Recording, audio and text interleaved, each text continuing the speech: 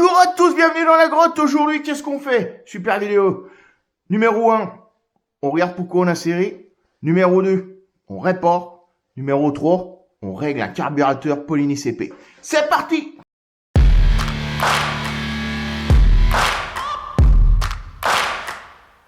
Eh oui, j'ai serré le mal aussi sur la 51.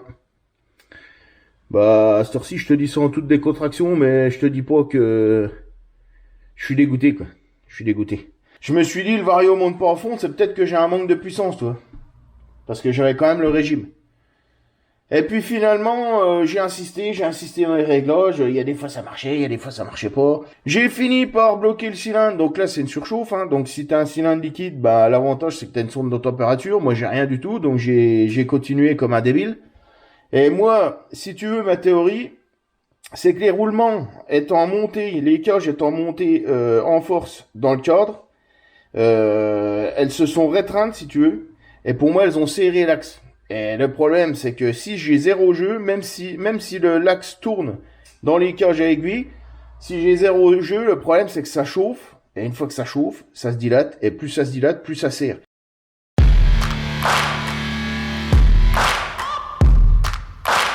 Regarde, c'est la poulie qui serrait sur le cadre, si tu veux.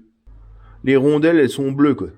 Je sais pas si t'arrives à voir. Ça, c'est de la rondelle de merde, tu sais, de la rondelle galvanisée, de l'espèce de rondelle de charpente, là, je sais pas quoi. Mais je m'en suis servi qu'en calage, hein. Normalement, il n'y avait pas de frottement, tout ça graissé, ça aurait jamais dû faire ça. Donc, le jeu en translation, je l'avais. Là, c'est carrément la poulie qui est venue chauffer et qui est venue serrer la rondelle au point de la faire bleuir, quoi. C'est un truc de fou. Le jeu en translation, je l'avais. Simplement, je pense que comme la cage, c'était tellement serré dans la cage, que le déplacement en translation ne se faisait pas, quoi. Donc, quand je m'arrêtais au ralenti, moi, je bougeais ma roue d'avant en arrière. Donc, je bougeais ma cloche et mon axe. Et ça avait pas de mal à bouger. Par contre, ma poulie, qui, elle, devait être contrainte de rester contre le cadre, c'est elle qui serrait, en fait. Donc, je pense que si je m'étais arrêté à ce moment-là et que j'ai essayé de tourner le moteur, j'aurais senti une résistance. Et là, j'aurais vu à ce moment-là que ça venait de la poulie et non du moteur. Enfin, si tu veux, voilà, moi j'ai senti aucune résistance au niveau de tout ce qui était partie cycle. Donc pour moi, c'était un problème du moteur, quoi. Et tu te rappelles? Je t'ai dit, au début on l'a démarré, j'ai dit, oh, il y a un truc qui fume. Après, j'ai rien vu de spécial, j'ai dit, tiens, c'est l'embrayage ou peut-être la courroie, tu sais, je sais pas. Et voilà, bah ce qui fumait, c'était ça. Cherche pas. Donc en fait, ça a frotté entre la poulie, donc qui est entraîné par le moteur, et le cadre. Et voilà, les rondelles ont serré. Et voilà, bon bah c'est tout, hein. Il faut, comment on dit? Il faut être pris pour être appris. Voilà, c'est ça. Bon, bah c'est tout, hein. On va refaire ça au propre, réusiner le cadre et reposer les cages comme il faut, quoi.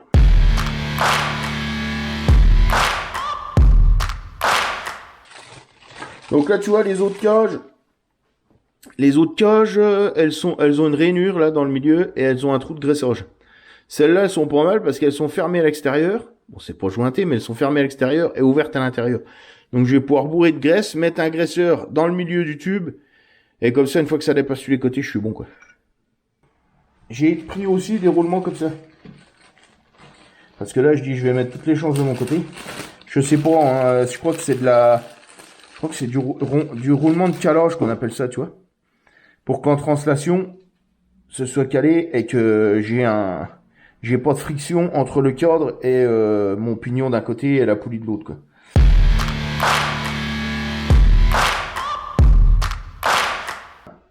« 23,76 » 23,76 et nous on met des cages de 24,05. C'est énorme. C'est énorme.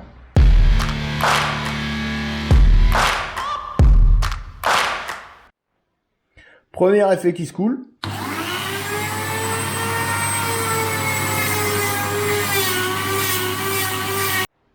Deuxième effet qui se coule.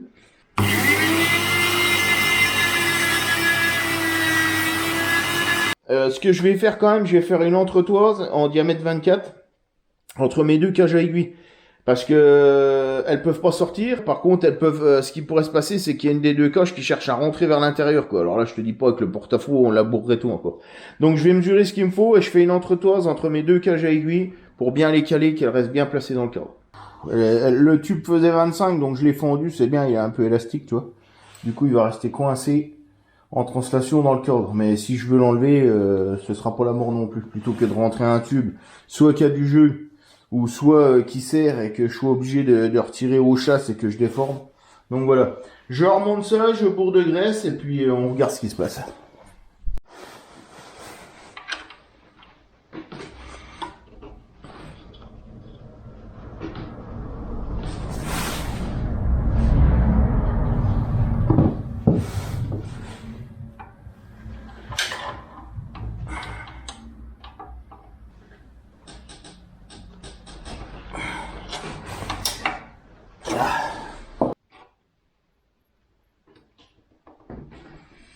T'as entendu le petit grincement là? Ça, c'est bon. Je mets l'autre de côté.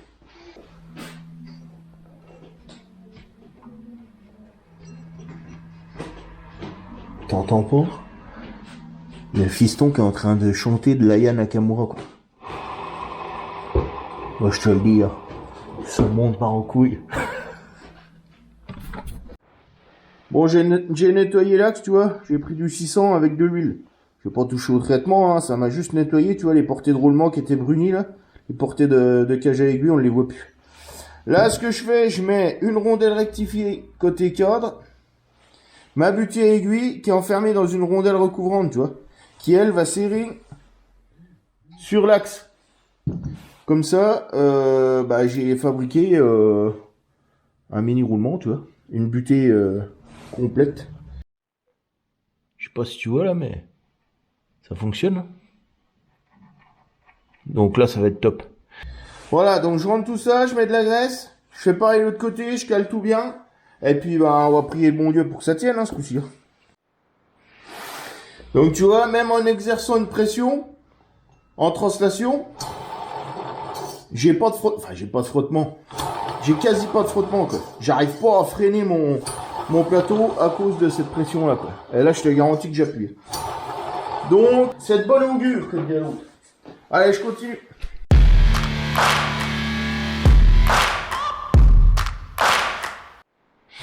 Ta tension de chaîne, elle est au max lorsque le prolongement de ton bras oscillant est dans l'axe du pignon, là.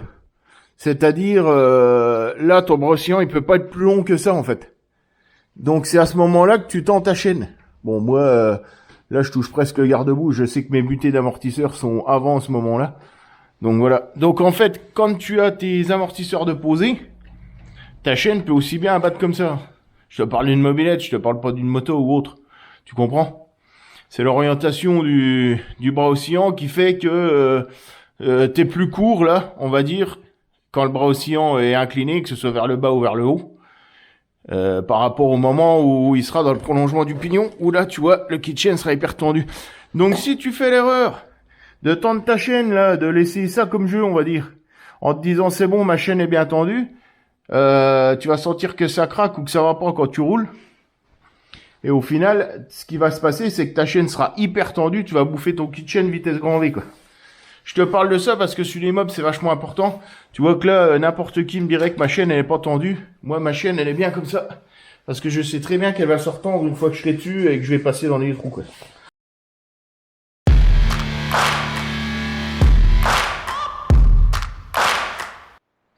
Temps mort, ils vont pas comprendre, là. Là, tu parles de tout et de rien, après, ça va pas, faut expliquer. J'ai serré le mal aussi, oui. J'étais bien triste et j'avais pas forcément l'envie, tu vois, de remettre 250 et quelques euros dans un cylindre. Qu'est-ce que j'ai fait? Je me suis dit, je vais acheter un Herzal à 60 euros et puis je vais essayer de gratouiller, de faire quelque chose. J'ai réussi. L'Herzal marchait très bien. Je suis parti faire, entre autres, hein, hormis les réglages, j'ai fait une centaine de bornes avec. Mais ça ne me plaisait pas. Tu sais que si tu as vu ma mobilette, tu comprends que moi, j'ai tendance à couper les cheveux en quatre. Hein. Et pourquoi ça me plaisait pas? Parce que l'Herzal, j'avais une courbe de couple. linéaire. Alors que avec le Malossi, j'avais un bon coup de couple, c'est-à-dire un mi-régime plus plein. Et si tu veux, en puissance maxi, j'avais la même chose. Tu comprends rien? Je te fais un dessin. Puissance. T'as vu? J'ai pas mis de chiffre, y a pas d'erreur. Tour minute. Puissance. Au régime max, le même avec le Malossi que le Herzl. Simplement, qu'est-ce qui se passe? Tu vois qu'il y a 4 cc de moins sur la courbe d'accélération. On a toujours moins de puissance avec le Herzl, mis à part à puissance maxi, qu'avec le Malossi. Avec les mêmes diags, je précise. Donc ça me posait problème, moi. Tu comprends, j'aime bien pinailler et ça me posait problème. Pourquoi le Malossi marche beaucoup mieux et beaucoup plus plein? Ben, simplement parce qu'il a un meilleur balayage et qu'il a été étudié pendant de nombreuses années. Et que c'est pas un cylindre moderne, mais c'est un cylindre avec une architecture ancienne qui a été quand même bien, si tu veux, améliorée au fil des années. Maintenant, tu comprends bien que ce qui me pose problème, moi, c'est que en balade, genre à 5000 tours minute, j'ai beaucoup moins de puissance avec le Herzl 72 qu'avec le Malossi. Donc j'étais obligé de le faire hurler, enfin pas hurler, hein, mais j'étais obligé, par exemple, à l'habitude, je suis à 5000 tours avec mon Malossi pour avoir une certaine puissance. Là, j'étais obligé de alléger le vario pour me retrouver plus à 6 ou 7000 tours. Ce qui me posait problème, tu vois. Pour moi, ce qui est important, pour un moteur de balade, c'est d'avoir du couple. Même si tu veux de la puissance, il faut du couple.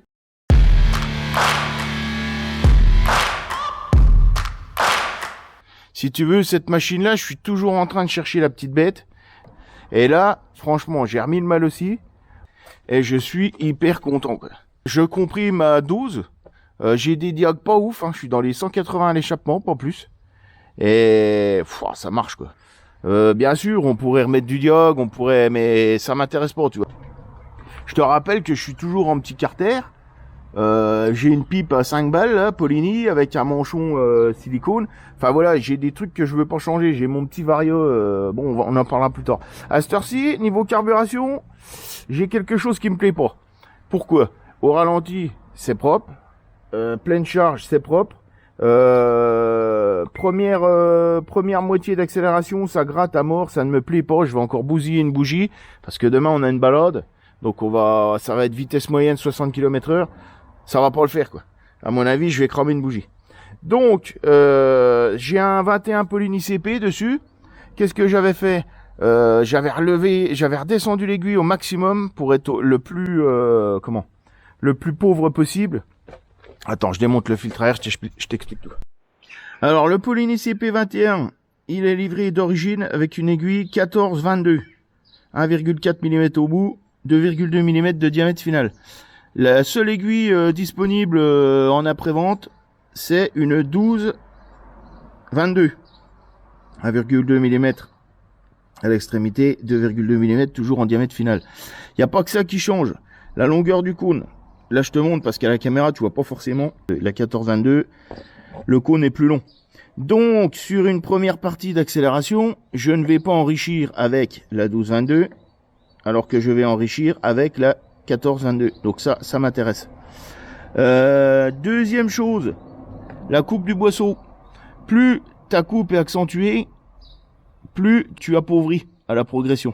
Donc d'origine, le carbu est livré avec un boisseau de 30 degrés. Là, il se vend des 40 et des 50 degrés.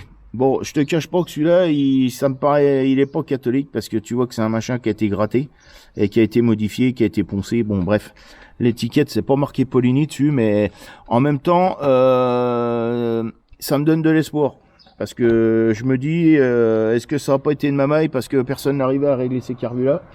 On verra par la suite. Donc voilà, j'ai déjà 2 solutions pour appauvrir à la progression. La troisième solution, alors là, c'est vraiment la solution du dernier recours. Le puits d'aiguille.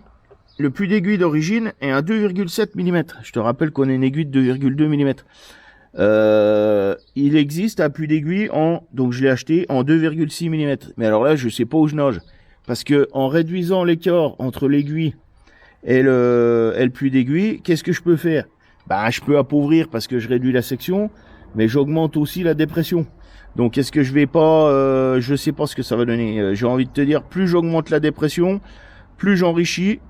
Donc ça risque de faire l'inverse de ce que je veux, donc d'enrichir à faible accélération, on va dire pleine ouverture, je risque d'être plus riche, plus j'ai de dépression. Donc moi je suis accéléré. Donc ça, encore une mauvaise idée, je pense. Mais bon, On va essayer de s'en sortir avec l'aiguille et le boisseau.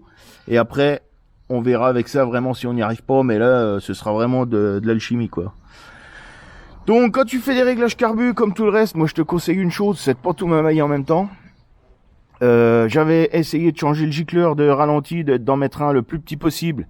Il y avait du mieux, mais c'était pas ça qui était ça. Descendre l'aiguille à fond, il y avait du mieux, mais c'était pas ça qui était ça. Là, j'ai remis un gicleur d'origine. Je vais remettre l'aiguille de 12-22, donc la plus pointue, le cône le plus court. Sur le boisseau d'origine, réglage, clips au milieu, comme l'aiguille de l'autre aiguille était réglée d'origine, et on essaye. On y va pas à pas. Je pense qu'après, si ça ne convient pas, je bougerai pas l'aiguille, je changerai plutôt la coupe du boisseau. Et on verra ce qui se passe. Mais tu comprends que si tu fais tout en même temps, si tu solutionnes le problème, tu sauras pas d'où ça vient. Et si tu solutionnes pas le problème, c'est encore pire, tu sais même pas où aller, quoi. Bon allez, je fais ça, donc je te mets la petite aiguille réglée au milieu sur le boisseau d'origine et on essaye.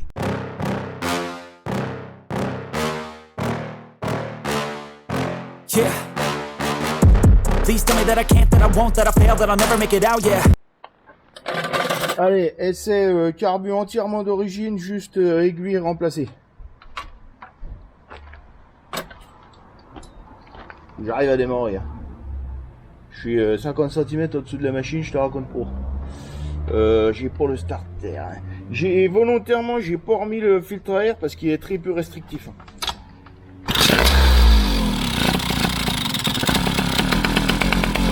C'est le starter.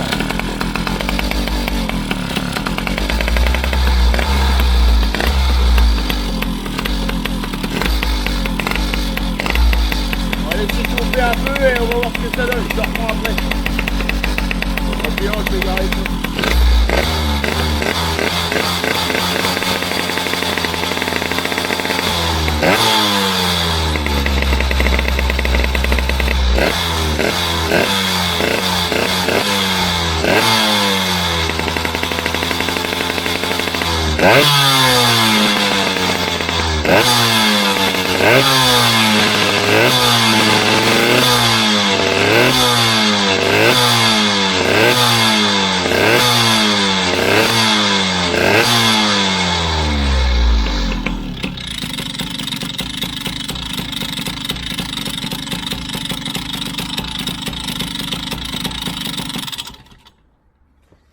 Bon, t'as vu, ça chauffe 10-15 secondes, on voit clairement que c'est trop gras, quoi.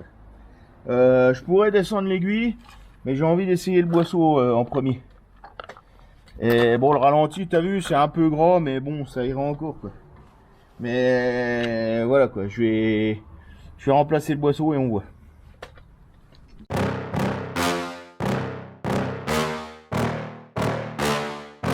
Yeah. Please tell me that I can't, that I won't, that I fail, that I'll never make it out, yeah. Tu vois, pour moi, quand tu accélères à fond, je veux dire, ton aiguille est encore dans le puits, quoi. Donc forcément que si j'ai une aiguille d'1,2 mm au lieu de la 1,4, je vais enrichir à pleine charge.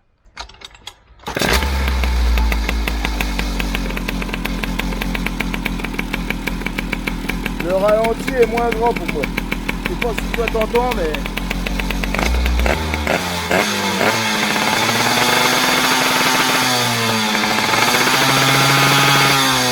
Ça sent bon.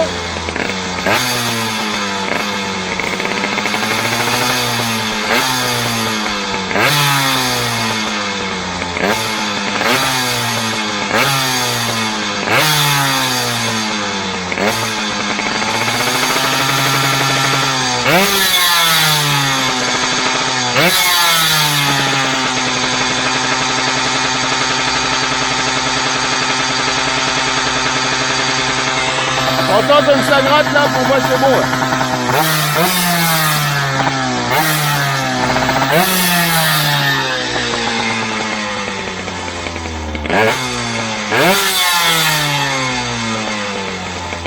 T'as entendu le trou là? On n'est pas parfait, hein. Il y aura encore des réglages à faire.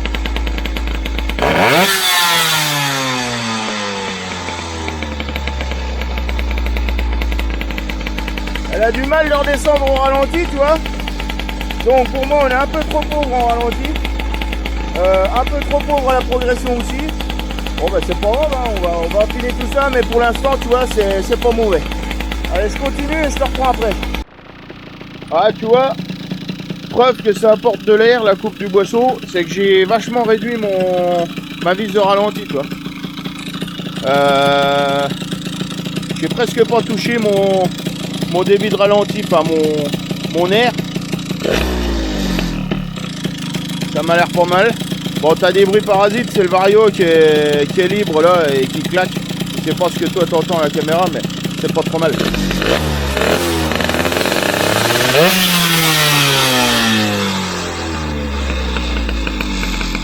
Tu vois, ça regratte une fois que ça revient au ralenti. Pour moi, c'est pas trop mal. Donc là, je remets la courroie, je vais essayer en charge. Je remets le filtre à air, mon cylindre en bloc de carbu et tout, et j'essaye en charge. Parce que bon, à l'arrêt c'est bien, mais le plus important c'est en charge. Bon voilà, de retour de l'essai, bon c'est pas mal. C'est pas mal, mais pour moi ça gratte pas assez à la mi-ouverture, tu vois. Je veux que ça gratte, mais pas que ça ratatouille. Je sais pas si t'arrives à me comprendre, mais... Donc je vais essayer de remettre l'ancienne aiguille, clips au milieu, puis on verra bien ce que ça donne. Allez, je fais ça et je te reprends après.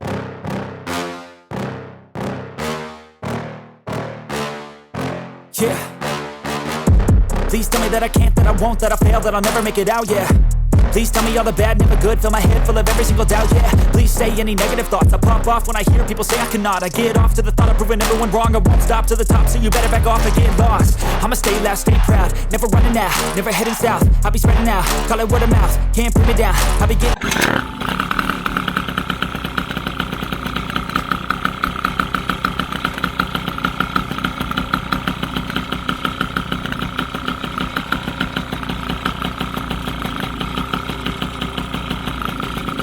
Froide. Bon, il fait pas...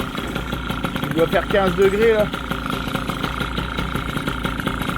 Le moteur est froid. Je vais la laisser chauffer un peu, faire un essai et puis je te redirai ce qu'il en est.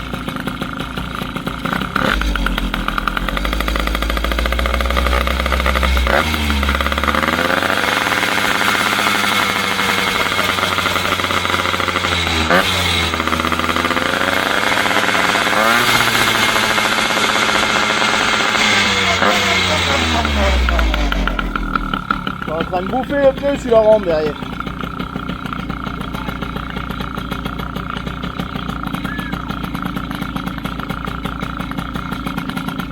Bon allez, je vais essayer, je te reprends après.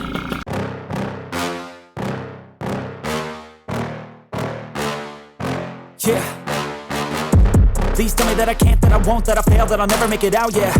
Please tell me all the bad, never good, fill my head full of every single doubt, yeah. Please say any negative thoughts, I pop off when I hear people say I cannot. I get off to the thought of proving everyone wrong, I won't stop to the top, so you better back off and get lost. I'ma stay loud, stay proud, never running out, never heading south. I'll be spreading, call it word of mouth, can't put me down. Bon, ça va pas.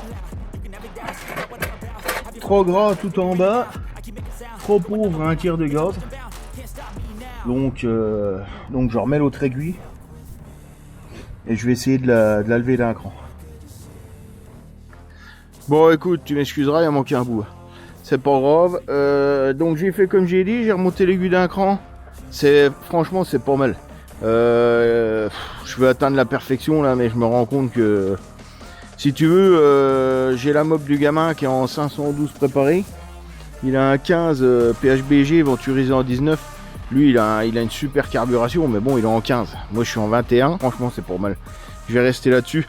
Donc tu vois, j'ai remonté les carters. La seule chose qui trahit la config, c'est le filtre à air, quoi. De ce côté-là, j'ai même carter d'embrayage. Enfin voilà, moi c'est ce que je recherchais, tu vois. On a fait une balade le week-end dernier. Il y a eu un peu de flotte. Au moins, t'as pas le vario qui patine, rien du tout. Donc voilà, quoi. Mais dis donc, est vachement sympa cette petite vidéo. Alors abonne-toi. Je vois certaines vidéos, 22 000 vues, 1400 abonnés. Il y a un problème dans l'équation, l'ami. Alors tu t'abonnes, tu cliques, tu j'aime, tu partages, tu fais le maximum quoi, qu'on y arrive, hein.